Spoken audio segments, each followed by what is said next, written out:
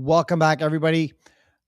Let me ask you, what if the future of manufacturing isn't just about making parts, but it's about understanding the human body well enough to create things that we never thought possible? Today's guest has a background in both biological engineering and kinesiology. It's not easy for me to say, but it's easier for her to do. And they helped develop a university design and fabrication program, making the jump from academic research into industrial additive manufacturing. And what makes her story especially interesting is where she believes all of this could be heading to healthcare, to medicine, applications that could directly impact human lives. So today, we're going to talk about how she found her way into 3D printing, what she learned moving from research into industry, and how studying the human body changes the way that she approaches engineering, and why the next chapter of additive manufacturing may be so much bigger than simply printing parts. But first, this episode of the Manufacturing Alliance podcast is brought to you by Alliance Specialties and Laser Sales, where we are mold makers that don't build molds. We do all the other things that you, the mold maker, doesn't have time to do, doesn't have the resources to do. Everything from polishing, laser welding, laser engraving, hot runner repair, preventative mold maintenance, and anything else that has to do with molds. We also build and sell laser welding and laser engraving equipment here in the United States. It's really important. That way, if something goes wrong, you can talk to the guys that are actually building it, not somebody looking through a binder trying to give you answers. We offer demos, we offer instruction, and we will get you using the equipment the way that you need to use it. If you like the Manufacturing Alliance podcast, please go to YouTube and follow us and subscribe so that you never miss an episode or things that are coming up. Speaking of things coming up, what's coming up? Well, we will be at the National Plastics Conference. It is September 14th through the 17th in Houston. It's where plastics industry goes next, right? Find out all about plastics 2026 conference. Everybody's going to be there. Everybody across the supply chains comes together to learn and help and shape the industry. There's going to be opportunity to do community outreach. Flip does a great job with having an opportunity to go do community cleanup. There are networking opportunities. There's teaching, there's speakers, there's boards, there's everything that you could possibly want. You get to explore sessions focused on business growth and agility and policy and industry impact, engaging technologies, all of those things, workforce development, leadership development, and the future of manufacturing and plastics. It's more than just great content. It's great opportunities for relationships and networking and executives. You can sit in the pool with people that you can't get a meeting with and just hang out and talk. And it's a great place to do those. So if you work in plastics and you want to be part of the industry and where it's going, all you need to do is come out to the National Plastics Conference 2026. If you put in the code Plastics Matters, you will save some money on that registration. So make sure you do that. And right after that, kind of during that, we're also going to be at IMTS. IMTS is in Chicago this year, as it always is.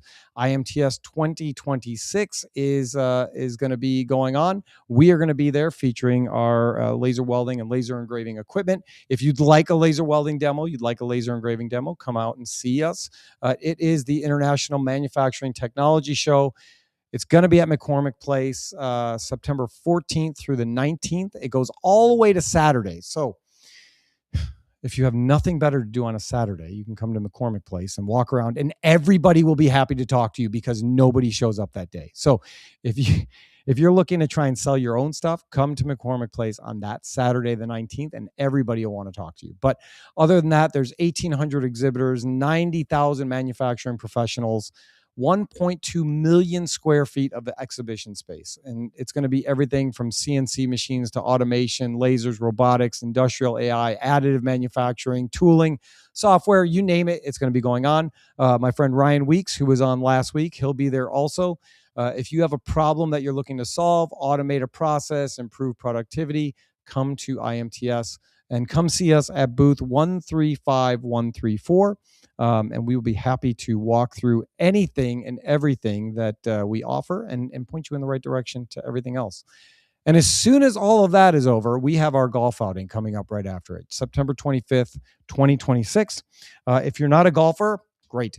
Most of us are not, but we just go out and hack at the ground and have a good time and try and find ways to network, build community, and give to a worthy cause. All of the proceeds to our event go to support iWarriors, where we give iPads to combat wounded veterans to help them with their rehab, to communicate with their loved ones, and to make sure that they know that they're not forgotten, and that they are loved and cared for. So that's coming up September 25th, 2026. We still need golfers and sponsors and all of that stuff. So just go to the website, alliancesls.com, and there's a link to go to golf, and then you can do that. And the last thing I'll say is we are hiring. So if you are a mold maker, or you know a mold maker who is tired of the place that they're working right now, we are looking for qualified veteran mold makers who know what they're doing, love problem solving, love getting involved, love working in a team, and want to make a difference. If that sounds like you or somebody you know, please contact us, reach out. You can comment on this page, wherever you're, or this show, wherever you're watching, LinkedIn, Facebook, YouTube, whatever that might be, or send me an email to T.Demakis at alliancesls.com. And let's have a conversation about how we can bring you into Alliance. It'd be great. I'm going to bring in our guest now. It is Brittany Ratliff. She's got some energy, I think. She said she doesn't like to chat too much, so we'll see how this goes. But I think it's going to be great. Let's bring her in. Brittany, how are you? Hey, Tony, I'm doing well. How are you? I'm good. I'm excited to talk with you because additive manufacturing fascinates me, and I don't totally understand it. There's so many acronyms and so many different technologies. Yes. We've had people on in different from different companies a number of times, and I love the technology. I think it's so cool, and I think it's a great Mhm. way to get that next gen involved in manufacturing and get them hungry for what's possible. Uh, and so I'm excited that you said yes to coming on and chatting with us today. Yeah, excited to be here. So let's talk about you a little bit. How long have you been in actual industry now? So I've been in the actual industry for a little over 3 years. Okay. Graduated from university May 2023, and went into industry immediately after that. So before going to college, you went to LSU. Yes, that's correct. Yeah. So before going to college, when you were in high school, Mhm. uh, did you have any thought concept that you wanted to get into manufacturing? Did you understand what it was? What did that look like for you? Yeah, no, I didn't think I would be in manufacturing at all. I wanted to be a doctor. Okay. So we've come very far from that. I started at LSU in a pre medical concentration, like preparing to go to medical school. Yep. Until I realized, like, maybe I want to do something that involves a little bit more technology and less people. You've said I'm not very chatty, right? So more technology, less people. So that's when I started looking at engineering. Okay. um, so going through engineering, my senior year is when we did our capstone senior design project. And I got really into 3D printing with that. I was the person responsible for the CAD modeling and the 3D printing and prototyping. Um, so having all of that experience translated into me getting my first role in industry after graduating college. So senior year in college or senior year in high Mhm. school? In college, sorry, In not high school. Yeah. So in high school, you were still like doctor, doctor, doctor, doctor. Yeah, exactly. Okay. What made you what had you fascinated with being a doctor? Um, I've always been interested in like the medical world. Okay. I've always been interested in biomechanics and anatomy and stuff like that. And so just the way that the body functions, the way that it moves, the complexity of it. Yeah, exactly. The complexity and I guess the mechanics behind it. Yeah. It it is amazing when you look at it and you think the human body is the greatest machine ever created. Oh, yeah, it absolutely is. Absolutely. Uh, it's fascinating to me, and I don't know where you fall on this spectrum, so I'm just going to say it because that's the way I am. I Mhm. don't know how anybody thinks that the human body can be an accident. Okay. I feel like it points to being created and made with intention and with purpose, Mhm. not just, uh, oops, how did this get here? You know what I mean? Yeah. Whether you agree with me or not, that's fine.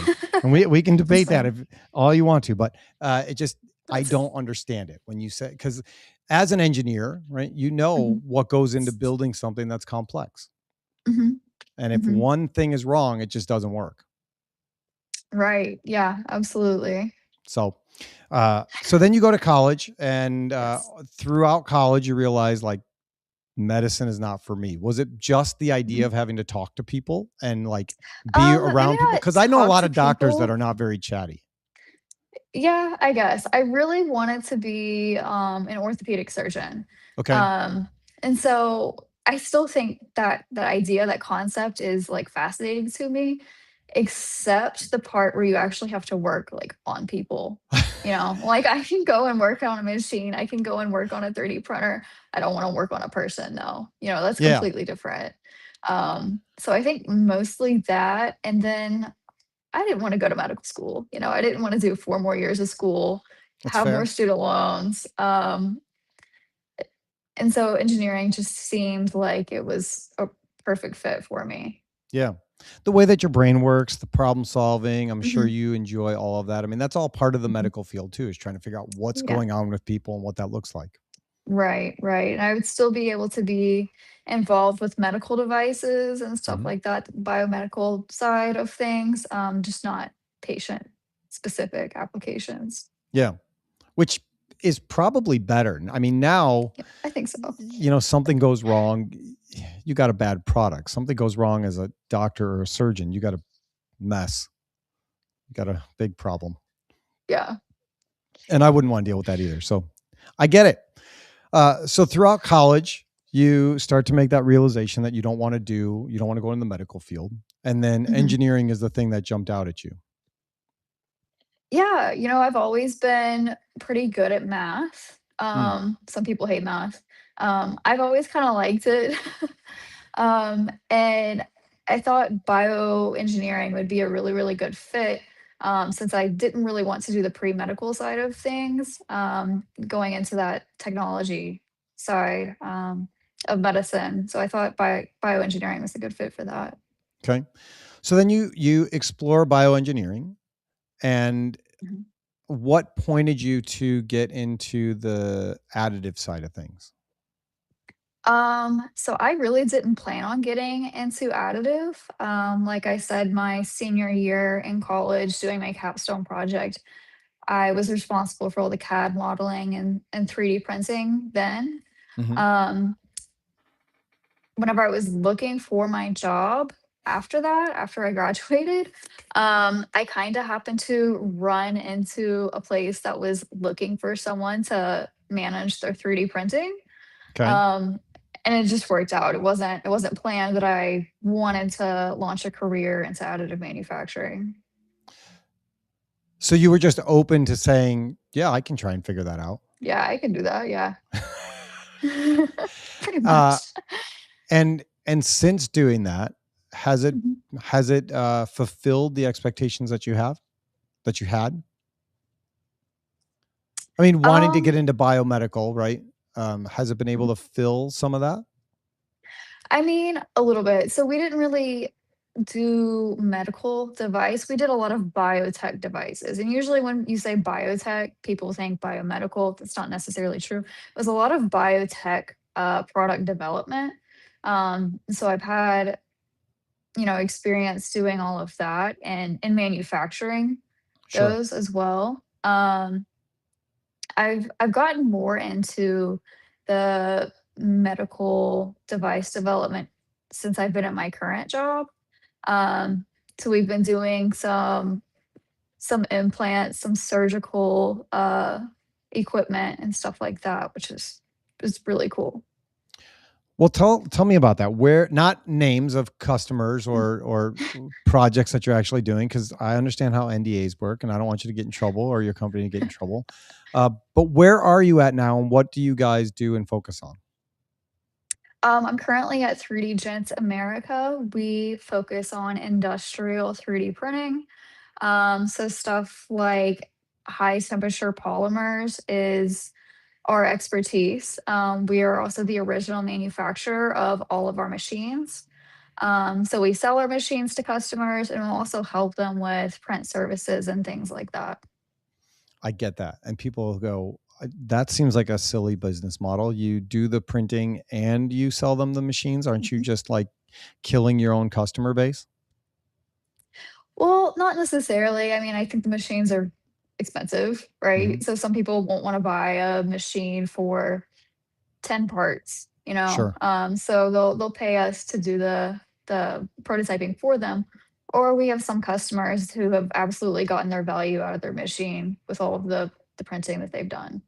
Yeah, So we always look at it when people ask that question. We're like, okay, sure.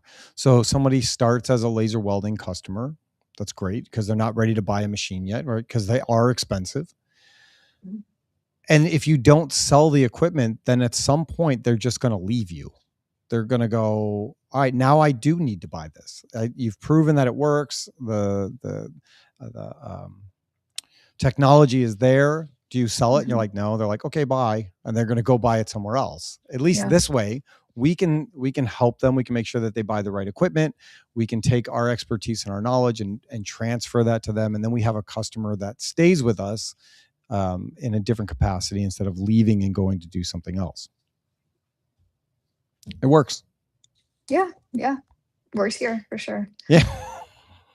uh, so through your journey with additive, uh, Mhm. what's been what's been the challenge that you found in this technology? I think probably the most challenging part with additive is um, reliability at scale. You can get it's easy to have one print come off of a printer, press print Sure. once, right? When you have 100 machines printing the exact same part, Mm, they're not going to be identical. I mean, hopefully most of them are, but unfortunately, not all of them will be. And so I think it's consistency okay. for large scale production. So what causes that? I mean, if the material is the same, the machines are similar, and I'm a what would cause that to be inconsistent? Um, well, everything's a little different, one Okay. spool of filament's a little bit different from the next. One temperature gets a little bit hotter than the temperature on the next machine. The airflow is different. The fan speed has different RPMs. All these tiny things will pile up and you'll see very, very small differences. That makes sense. Because when you're working in tight tolerances, everything matters. Hmm. Yeah, yeah, Um, so absolutely. how close do you get before you go, no, that one's a failure? So we have measurement criteria for Okay. our print. So if it's with outside a certain tolerance, then we can't use it. Um, we have criteria for print defects. If it's a certain kind of part, like a certain standard, Hmm. trying to not go into NDA terms, but um, if it's an important part, basically, then there are more criteria Okay. for this part passing quality control. Sure. Um, So tell me about when you were at LSU and you helped mhm, design this, to help build the design and fabrication department or mhm, program. yeah, yeah. So this was my first job straight out of college, and these were the people that looking for someone to oversee 3D printing.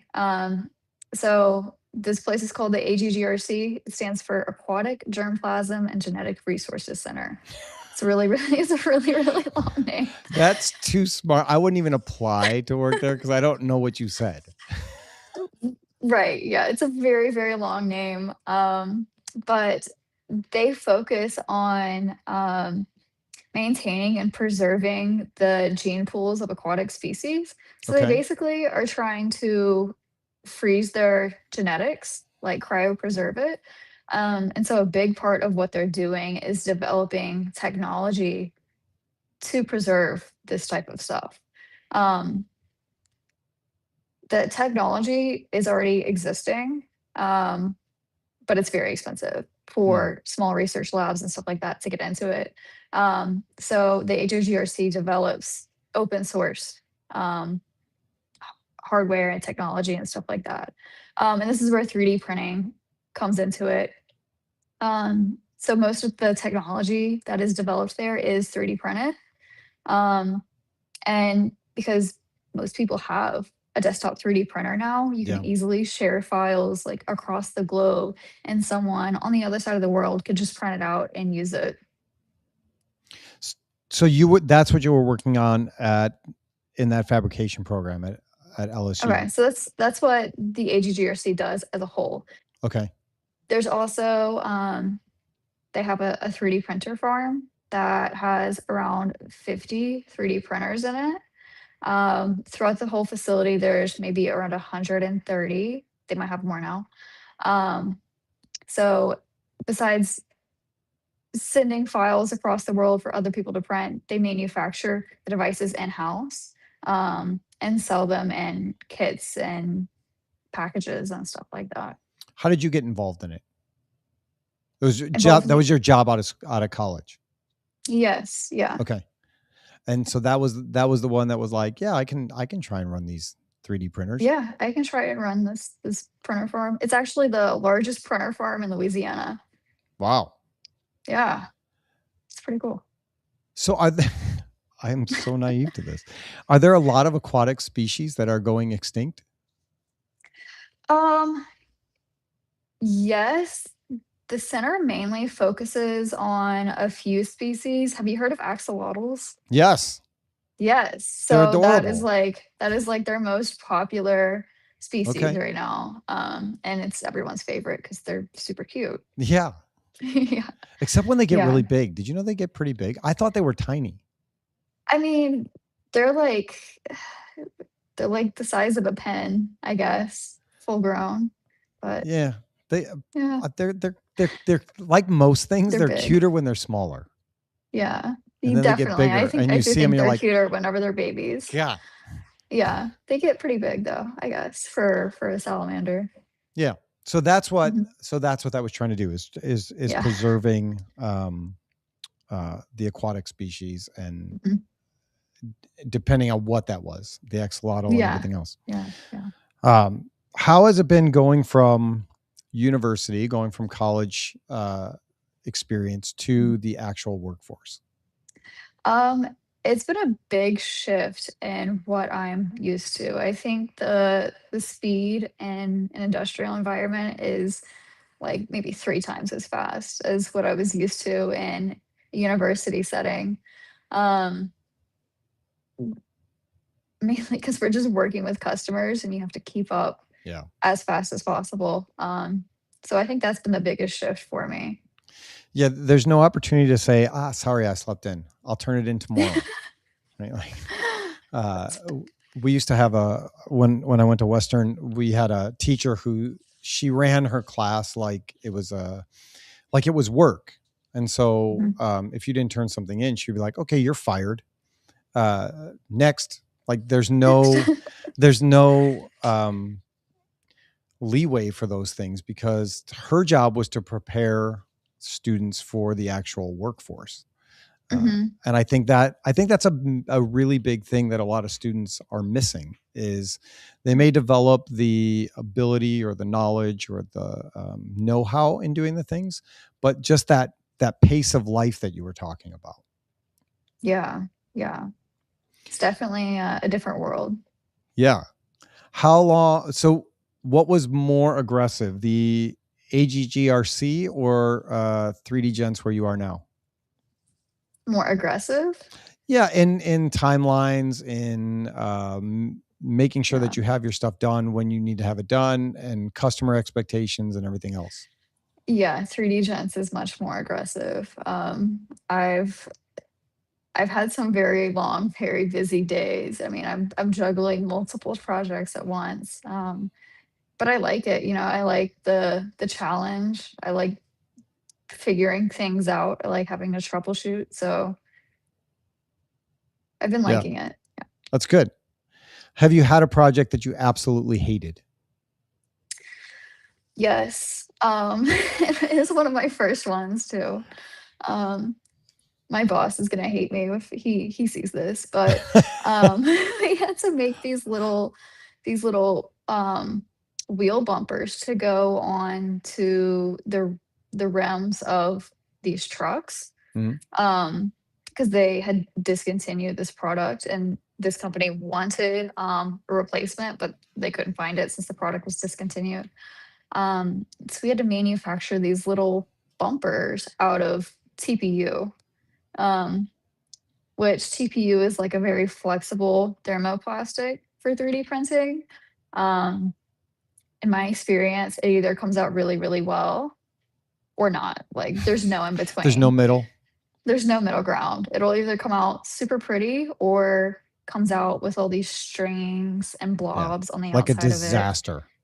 Yeah, and it just looks awful. Anyways, we were on such this is my first project. We were on such a tight deadline to get a couple hundred of these made, and I printed them 'cause I couldn't figure out the slicer parameters. I could sit there and troubleshoot it, but I didn't have time to figure out, the perfect print settings for this. Um, so we ended up printing all of them with like these not great settings, and I had to clean them with an X-Acto knife after. So Yeah, what did you so that learn was my from that? least favorite. Um, that's a really good question. I think I probably, since I was brand new on the job, I probably didn't realize the speed of which I needed to do the testing Mm. for the project and determining the printing parameters. Um, I think if I had to do it again, I would definitely focus more on these parameters and spent more time doing that because I spent much more time cleaning these little things with an X-Acto knife afterwards. That's what I was going to ask is if you, like in the moment, you felt pressed for time because it had to get done, had to get done, had to get done. Mhm. But if you would have paused for a second and then just like done more testing, Yes. it would have taken a little bit longer on the front side, but the back side would have been much easier. Yeah, absolutely. Yeah. I think a lot of 3D printing is like that when you use a different material or something, some parameter that you're not used to.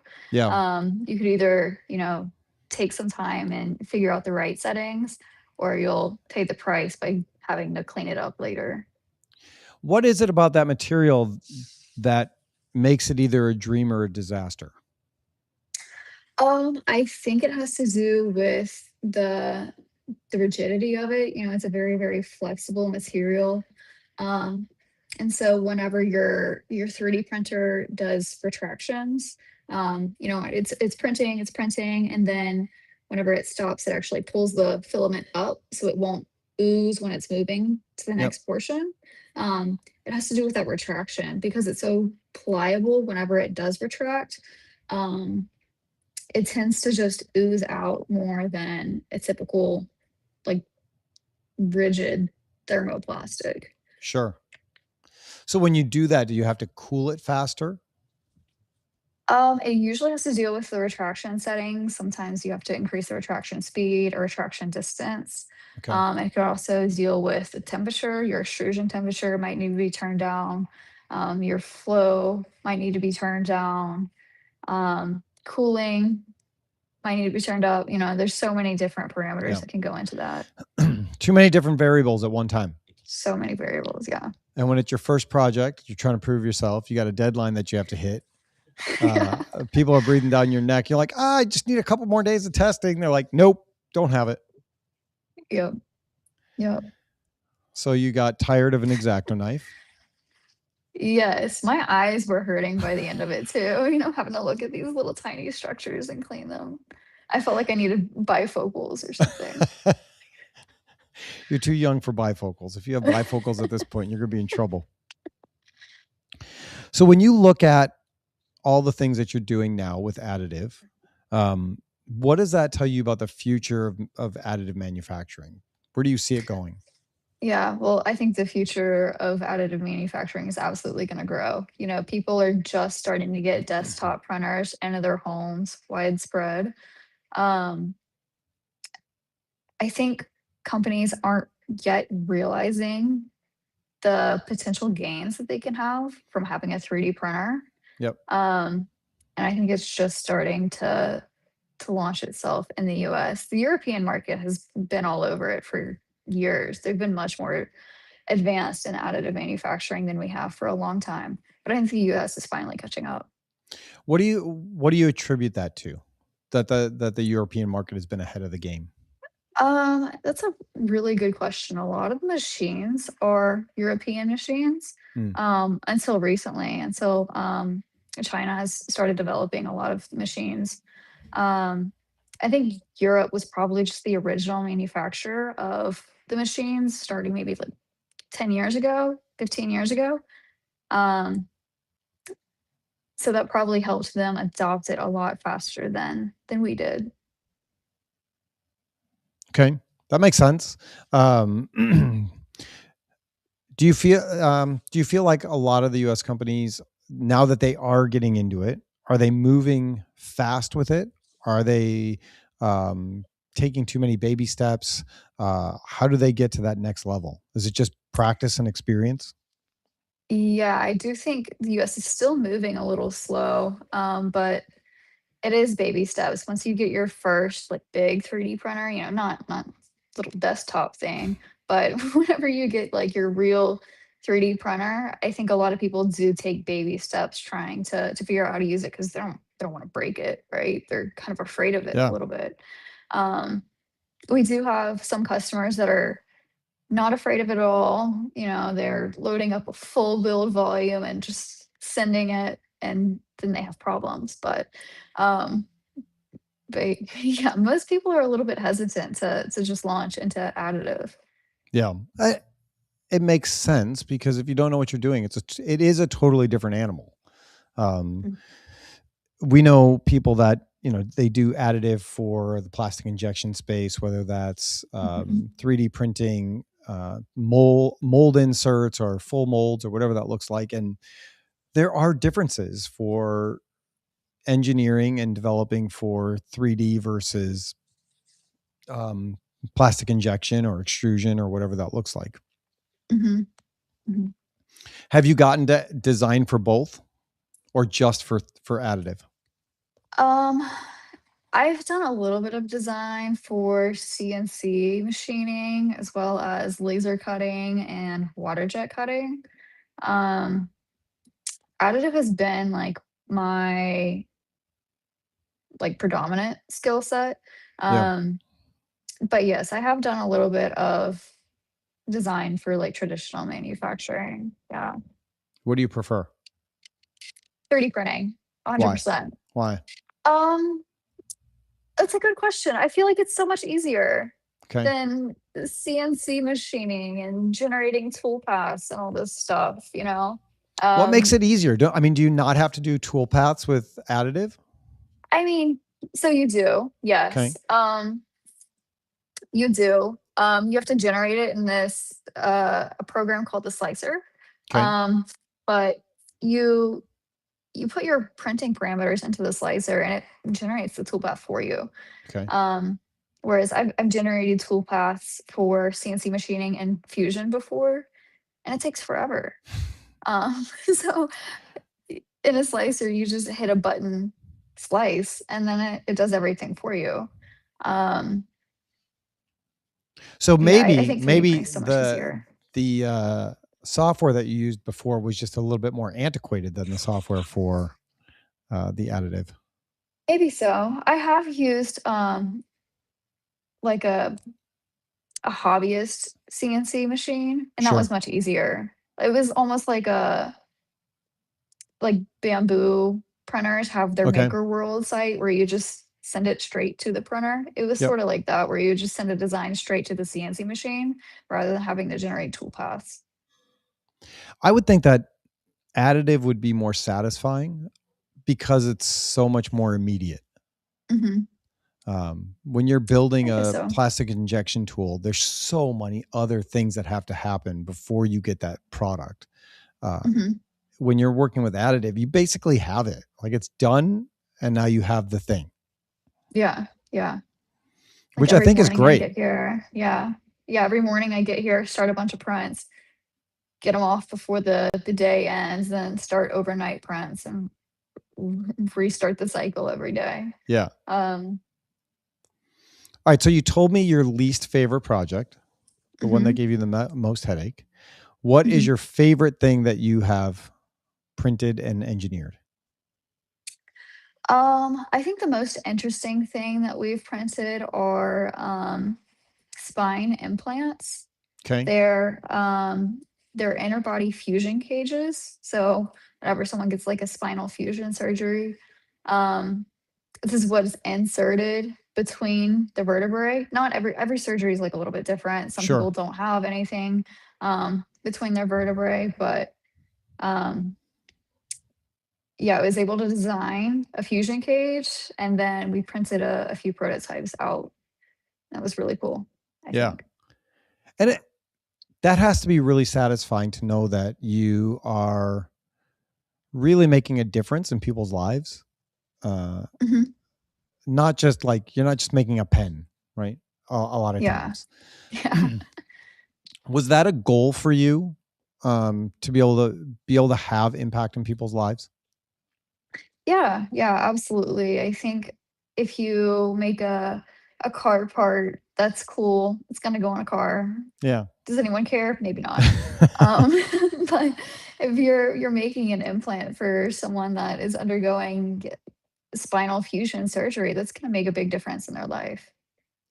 Yeah, they're going to go from being paralyzed potentially to functioning as a Mhm. regular human being, not regular Yeah. human being, you know what I mean?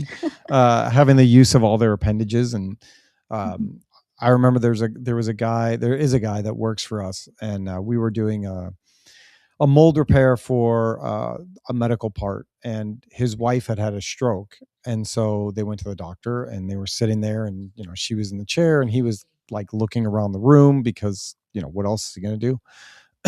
And he looked down, and he actually saw the parts for the mold that he was repairing in the Mhm. doctor's office, and it occurred to him how much of a difference he was actually making, that these things that he was doing, by repairing the mold and doing all this, it was actually life-saving technology and life-saving repairs, and it put a whole new spin on his thought process to what his job was. Mhm. Yeah. I would love to be able to see that side of my job, the patient side of it, see the effects of it, the outcome of it. Yeah, that it's just so cool when you can Mhm. break those things down. um Yeah. We talked about it a little bit in the beginning with my opinions. Uh, Mm. how do you feel that studying the human body helped you, like, change your approach to engineering?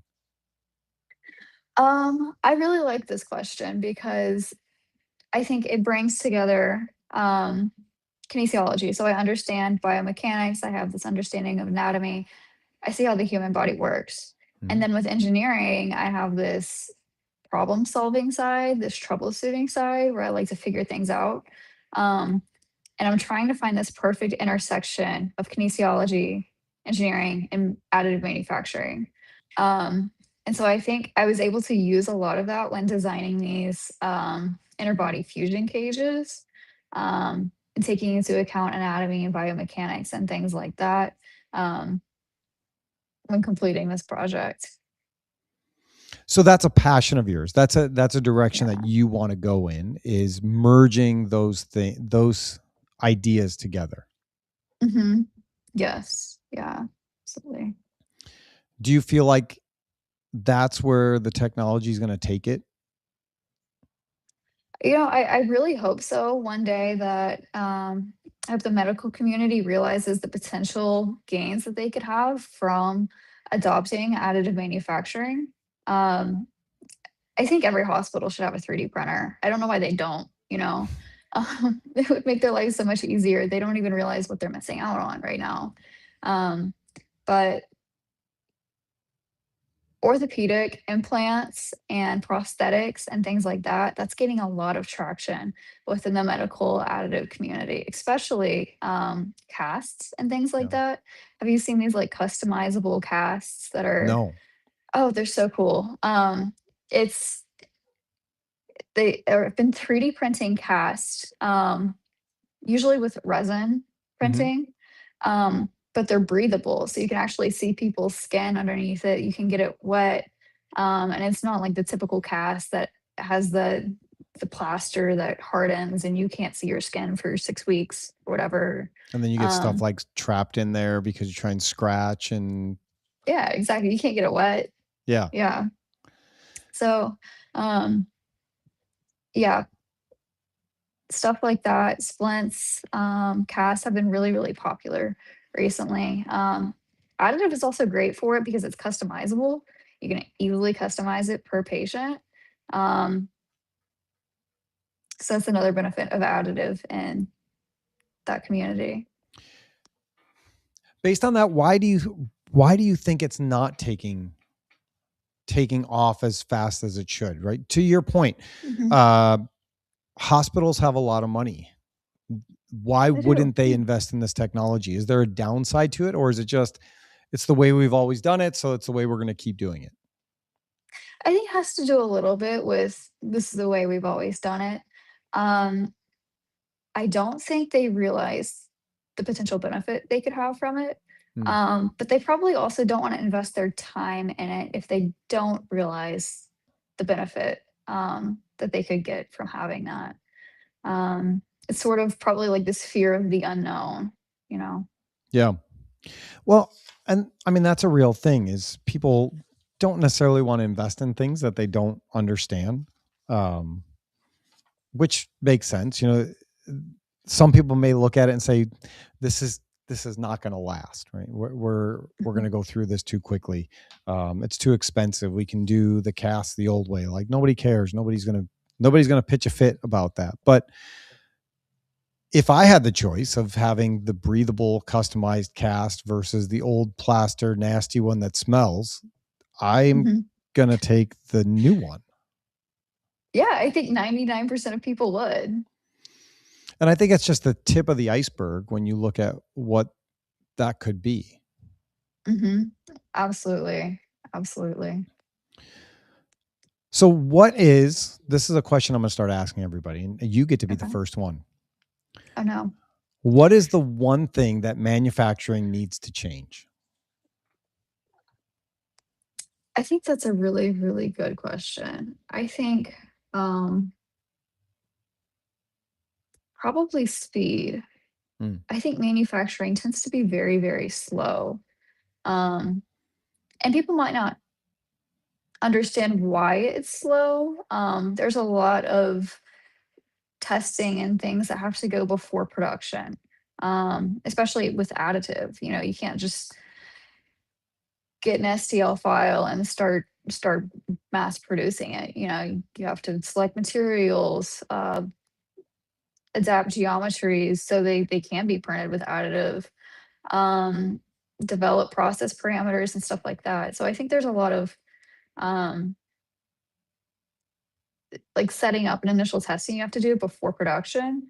But I think as a whole, the manufacturing industry could probably move faster. From a customer standpoint, everything seems to move very, very slow. Hmm. So From a customer standpoint, I think so. Yeah. where the customer the end customer has to wait on results. Yeah. Yeah. Like they're waiting on production, waiting on their parts, stuff like that. Okay. Uh, you're a female. Uh, that's I Yeah. yeah, you would agree. You're Uh, not wrong. yeah. Yes. Okay. Cool. Yeah. Whew. Can never be too sure. How a lot of times women in the manufacturing space or in the Mhm. workspace, in the past, I don't know now. That's why I'm asking. Find it to be challenging to be a woman in the manufacturing space, getting into it or being seen as an equal, or different issues along those lines. Have you experienced any of that? No, I don't think so. I haven't experienced anything like that. It's not something that I think about ever, honestly. I think this is the first time I've thought about it. Hmm. Um, Great. I mean, yeah, I don't have any problems with it. I think the only thing that I've asked my male coworkers to help me with is like stuff with like grip strength. Like I couldn't open something. Sure. Now that I say it Sure. out loud, but like just grip strength. I mean, that's literally it. Yeah. No, and I think that speaks to the industry and people growing as human beings and getting Mhm. over their stuff. You know what I mean? Yeah, Uh, yeah. because if you talk to uh, people from an older generation, they'll talk about how they had to overcome these barriers, and teachers would look at them and say, "You should not be in engineering. You shouldn't be in manufacturing. You should be in this category." Uh, Mhm. are you seeing, or did you see when you were in college or in high school, even um, more women uh, getting into the space and being interested in engineering and design and manufacturing? Yeah, yeah, absolutely. At AGGRC, they have a very large team of that makes up their additive manufacturing sector, and there's a lot of women on it. There's a lot of engineers, like women engineers, getting their degree. There's a lot of technicians, so student workers that are still um, at the university, still working towards their degree. Um, but I would not say that men are dominating the AM industry. It's great, and they've all treated you well. Yeah. That's great. Makes me happy. It makes me happy to hear. Have you gone to any specific like women's in manufacturing events or anything like that? No, I haven't. Okay. From what I understand, they're great. I've never been to. Well, I think I've been to one. Okay. I didn't know I could go because I thought, Okay. women Yeah. in manufacturing. Uh, Yeah. but what I learned was sometimes the women are upset that men don't come because then they feel like they don't have advocates. And I was really, really Okay. confused because I thought then I was like, great. I mean, I lose either way. That's not fair. Okay. Just tell me if I should go or I shouldn't go, and Mhm. I'll do that Mhm. thing. Yeah, I Uh, haven't really like looked into any groups like that. I'm not opposed to it. I just haven't yeah. joined any. How long did you do the pageant thing for? So I did that for 3 years in college. Okay. Um, it was eh, I did it 2019, 2020, 2021. Okay. Um, 2020 got canceled because of COVID. Yeah. So I was still, rehearsing and all this stuff, but I just wasn't able to do the pageant. Um, I'm surprised but they yeah, did 2021. yes, I want to say it was like fully online. It was Okay. so long ago. I think it was fully online. Like there was no audience. Okay. Everyone was there. Like all the contestants were there in Yeah. person. We were all having to wear masks backstage and stuff, And keep then the hold your breath six, when you go on yeah, stage. keep the 6 foot rule. Yeah, there was no audience or anything like that. But the judges were in person. It was an interesting experience doing Yeah. the first one normal pageant and then going to one that was like a COVID pageant. Did you enjoy Yeah. doing that? I did. I really did enjoy it. Yeah. It's something that I wanted to do for a long time. And I never really had a great reason why Mm. I wanted to do it. I think I'm just competitive and I just like wanted to win. And that was just like the only reason I wanted to do Did you it. win? I did not. Okay. I still like I would like to do another one. I just have to find the time to do it. Yeah. Yeah. When you say you're competitive, where else does that show up? Where does it show up? Yeah. I don't know. I'm very into like health and fitness and stuff like that. I always Okay. have been. I've always been into sports. I played a bunch of sports growing up throughout high What were your school. sports? Um, I did quite a few. So I did softball, gymnastics, swimming, and water polo. Okay. Yeah. What was the hardest? Water polo was definitely the hardest. Yeah. I Yeah. would imagine so. Yeah. Water polo Yes. fascinates me. That's too much treading water.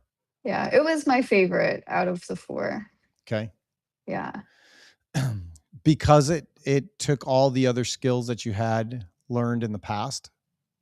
I guess so. That's a good point. I haven't really thought about it like that, but yeah, I think so. I think it was just also just the most competitive one, the most high stakes one that Yeah. I was just so passionate about it. I just wanted to win. Do you come from a competitive family? Um, maybe. Yeah, I don't really think so. I mean, I never really like competed with my sister that much or anything. I think it's just me. Okay. Where does that drive come from?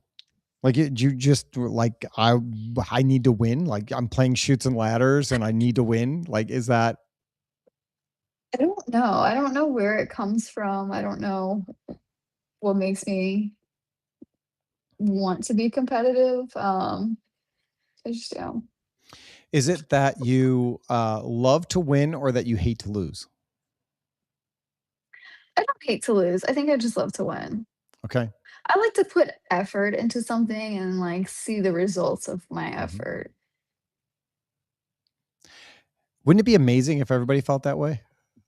Yeah, yeah, I mean, I think the world would be a much better and productive place if everybody had that kind of passion to see results and be results driven. yeah, yeah. I know a lot of people are maybe process oriented, but I'm definitely a results oriented person. Yeah. Did you ever see the movie Little Miss Sunshine? I don't think so. Oh man, as a pageant person, you have to watch that movie. Okay, okay. I'll take note of that. Yeah. And then you have to let me know if you enjoyed it or not. It's a little Okay, bit I it's a definitely little bit will. dark. It's a little bit dark humor, Oh, but okay, uh it's good. I don't want to spoil anything for you, but it's good. It's older. It's an older movie. okay. Yeah. Uh we just watched it over the weekend again with my wife and two kids. My son Mhm. is he's going to be a junior at Illinois Wesleyan, and my daughter is a senior in high school, and they both liked it. So Okay. it's Yeah. I'll not just definitely an have to old look it person up. movie. Okay. I'll definitely look it up. Okay. You want to play 5 questions? I'm not sure what this game is, but sure. What could go wrong? What could go wrong? All right. Here we go. First question. First question with Brittany. If you could make one rule that everyone in the world had to follow, what would that rule be? That's a really good question. Maybe go to the gym once a week. Hmm. Yeah. You think Yeah. once a week is enough? Like, if somebody goes once a week, do they get that? Um, do they get that desire to want to go back? I feel like once a week is I enough to mean, like make you sore every time you go. yeah, yeah, absolutely. I think some people want to go more. I mean, I'm one of the people that want to go multiple times a week. I feel so much better after I go.